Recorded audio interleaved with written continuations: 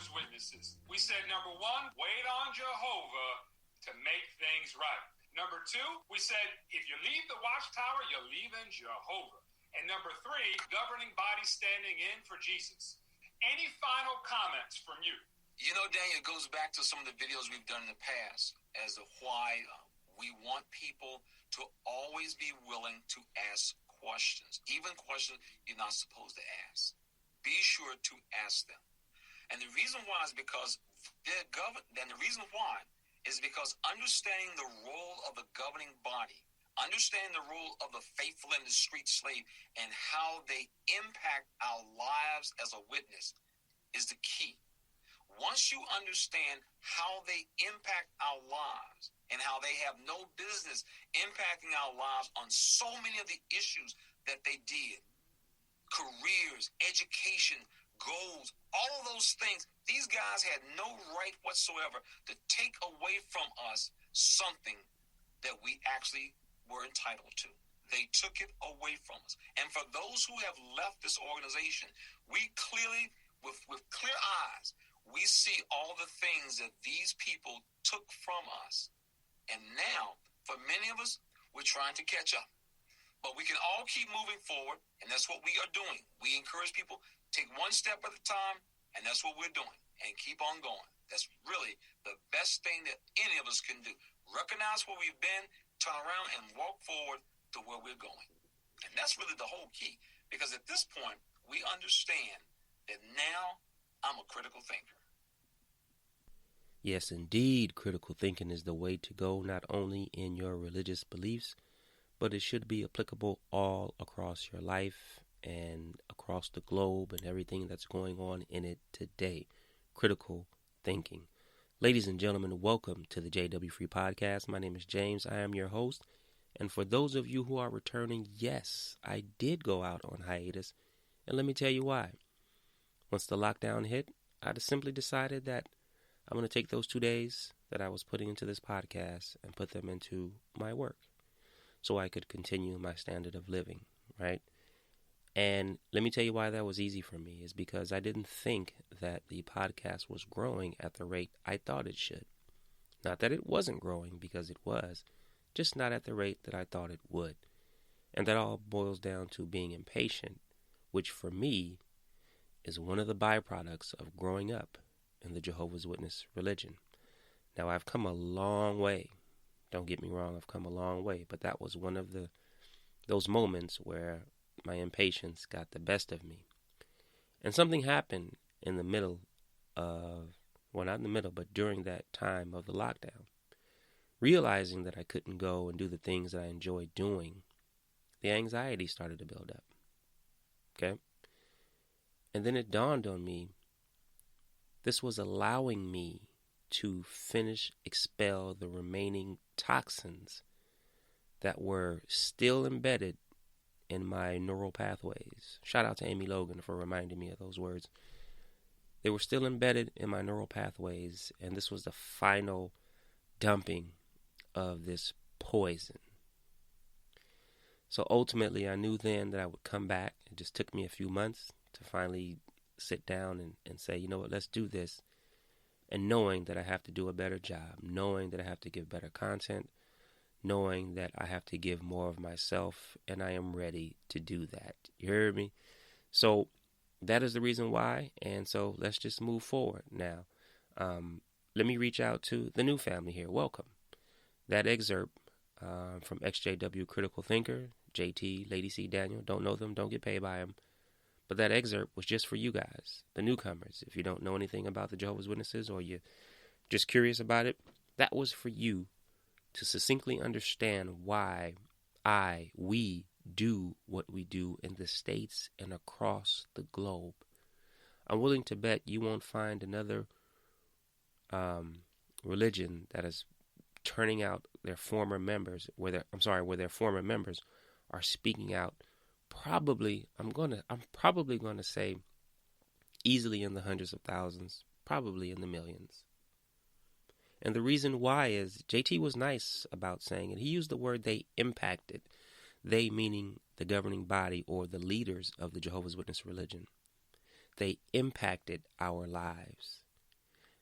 But I'm not going to be nice. I'm going to give you two other words to replace the word impact. And it is, they fucked up our lives as kids. They didn't allow us to be normal or raised in normal, healthy environments. Now, for you contrarians who are saying, you're responsible for your life, blah, blah, blah. Yes, you are, once you become aware and you are thinking healthy. Which is what many of us took us years to get to. 30, 40, 50 years. Let that sink in to you guys who think that way.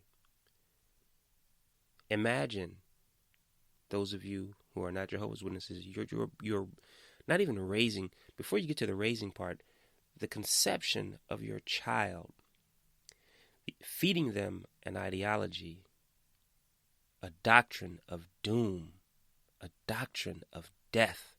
Those are terms that I have coined for what this religion teaches.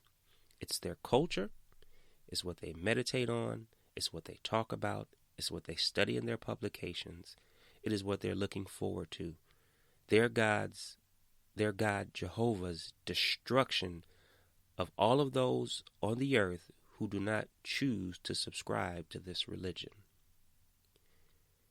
They stop you from considering secondary education. They speak down or dissuade careers, financial success, all of the things that make you a productive human being on this planet. This organization is speaking out against for its members. And the reason they do that is because if they don't, they can't hold on to their members. Trauma-based indoctrination. Okay? But the good thing is, there is a lot of good things. And before I talk about these good things, let me, and I have done this in my past podcasts, but I want to give an extra special shout, kudos, any other word you can think of, to the PMOs, right? Physically in, mentally out, for the new people here. That means these are people who are in this religion physically because they have family members, wives, mom and dad, who will stop speaking to them if they decide to leave. So they're trapped. They're trapped. But these are the people who are giving us all, on a global basis, the inside information. I mean, we all had access to their books, but they're giving us all of the detailed letters and correspondences from the governing body down to the local kingdom halls or their place of worship, distributed to their elders. They're giving us this information. Now, we already have their books, right? So that now we can show you from their books the poison that they're teaching. But the good thing is, we got them. The pressure that we're putting, the information that we're putting from their own books is traveling across the globe at the speed of light, and we have now brought them out of the shadows onto the world stage. They're at the point where now the governing bodies, these are people that were mythical when I was a kid and a teenager in this religion. We never saw them, I never saw them. And now, because of the pressure that we are putting on them, every month, each one of them is trying to is in front of the podium, in front of the camera, trying to explain to the world what we are saying.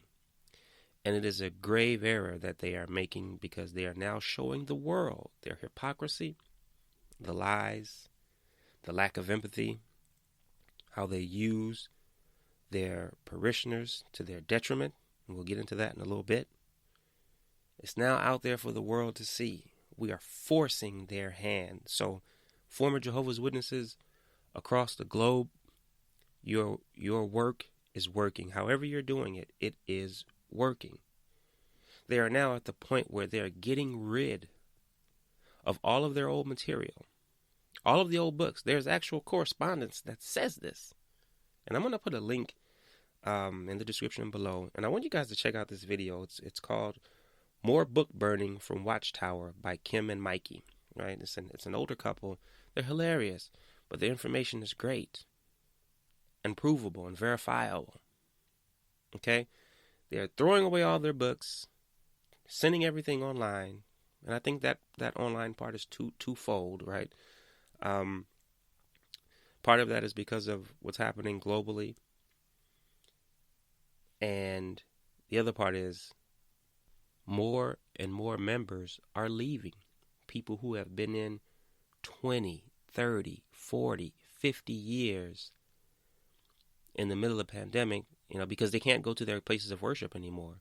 So these people who were probably deep down knew something was wrong but tried to hold fast to it, now that they don't have to go to the meetings on Sundays and Thursdays and whatever other days they have to go now, regardless of a Zoom meeting, which is how they're trying to keep their members in tune and keep their thumb on them, despite that, these people now have time to sit back and think. Before they even look at anything we're saying, they have time to sit down and think. And then look at what we're saying right from their own material. So those two things are killing them, and we are forcing their hand in every way. And I am glad to see it. I am so glad to see it, because I was wondering when I first started this if we would see their demise in our lifetime, and rest assured we will see it.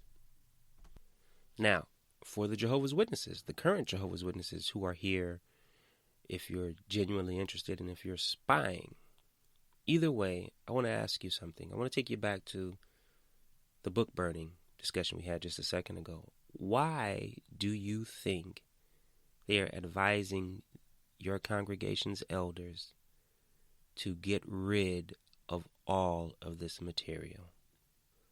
Why? Because I know your belief is Jehovah is instructing them in every way. Why is he asking them to get rid of all the material that you say, or they say, comes from God's perfect wisdom?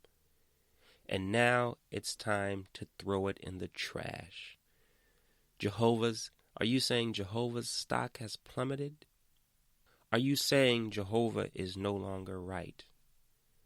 Do you realize every time your governing body changes or uses the term new light, and let me put a bookmark right there, to my new people, new light means this is what they do when they change their philosophies or their policies because of the pressure that we are putting on them. They call it new light. Okay? Now, back to the Jehovah's Witnesses, the current Jehovah's Witnesses. Do you not realize that the term new light, or all these changes that they are making, is essentially calling Jehovah a liar? They're saying Jehovah can't get it right, so we have to change every few months. Does that sit right with you? Think about that. Does it sit right with you? Religious inflation is making sure that Jehovah's value is worthless now, at least on that particular subject or that guideline or that policy. I like that. Religious inflation. Yeah, okay. All right, I'll go with that. Think about it, though. And for those of you who are going to, I mentioned more book burning from Watchtower by Kim and Mikey. When you guys actually go and read that, they mention in there something about, I think his name was Jax Atlantis or something like that. Well, this individual took the time to photocopy their books. Think about the time that requires. And I know, and let me tell you how I know. When I was working for one of the local municipalities in the HR office, one of my tasks for the new system they were implementing, I had to photocopy all of the files for each employee in the city.